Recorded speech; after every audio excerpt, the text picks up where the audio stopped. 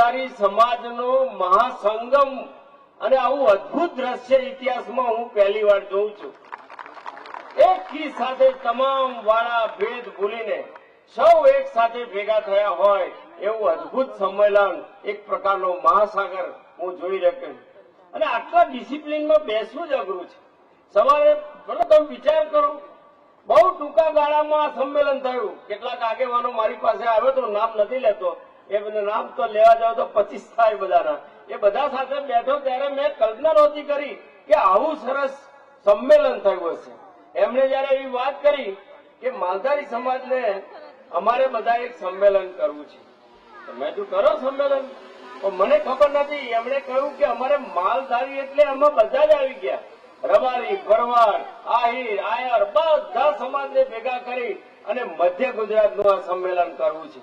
અને આજે આ સંમેલન જોયા પછી મને એક વિનંતી કરવાનું મન થાય કે ચૂંટણી 7મી મેના છે, ચૂંટણી પતી જશે, પરંતુ જો આ મધ્ય ગુજરાતમાં માલધારી સમાજ આ મહાસંમેલન જયારે આજે પવિત્ર દિવસોમાં કરી રહ્યા છે, ત્યારે આ માલધારી સમાજ આ મહાસંમેલન એક પ્રતિજ્ઞા કરે કે આજથી અમે સૌ સાથે મળીને અમારા આ મધ્ય ગુજરાતના વિકાસ માટે સૌ સાથે મળીને તમામ ભેદ ભૂલીને આ માલધારી મહાસંમેલનનું રજીસ્ટ્રેશન કરાવીશું।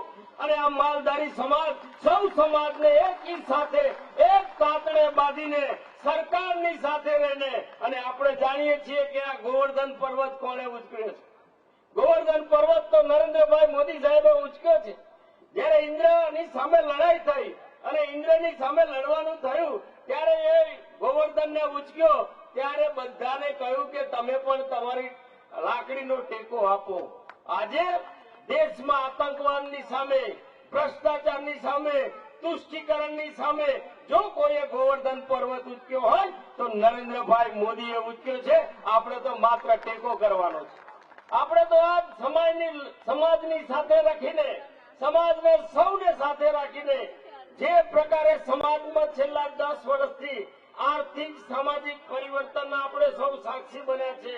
ભારતની વિદેશ નીતિની વાત હોય, સુરક્ષા નીતિની વાત હોય કે ભારતની પ્રતિષ્ઠા દેશ અને દુનિયામાં વધારવાની વાત હોય, આ છેલ્લા 10 વર્ષમાં આપણે જોયું છે।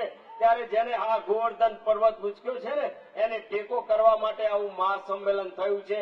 ત્યારે આપ સૌને હું નમન કરું છું। અત્યારે ખૂબ મોડું થયું છે, પણ મારી આટલી વાતને જો વિનંતીને તમે સ્વીકારો કે આજના દિવસથી જે પણ યુવાનો અને નવી પેઢીએ સાથે બેસીને સમાજને સાચી દિશામાં લઈ જવા માટેનો એક ભગીરથ પ્રયત્ન કર્યો છે, તો સરકારની મદદ લેવી હોય તો જે પ્રકારે સરકારી કાગળિયા કરવા પડે તો આ સંમેલન આજે એક પ્રકારનું એક સંમેલન, રજીસ્ટ્રેશન વાળું સંમેલન, સરકારની મદદ લેવા માટે અને સરકારને જ્યાં પણ જરૂર પડે મદદ કરવા માટેનું એવું અદભુત સંગઠન ઉભું થાય એવી વિનંતી કરું છું। આપ સૌનો ખૂબ ખૂબ આભાર।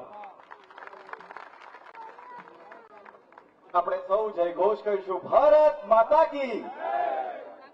આપણને કેટલા ઓળખે છે મહત્વનું નથી, પણ શા માટે ઓળખે છે તે ખૂબ મહત્વનું હોય છે। હવે હું મંચ ઉપર આમંત્રિત કરીશ રબારી સમાજને કે તેઓ પાઘડી પહેરાવીને શ્રી દેવુસિંહ ચૌહાણનું સ્વાગત કરશે।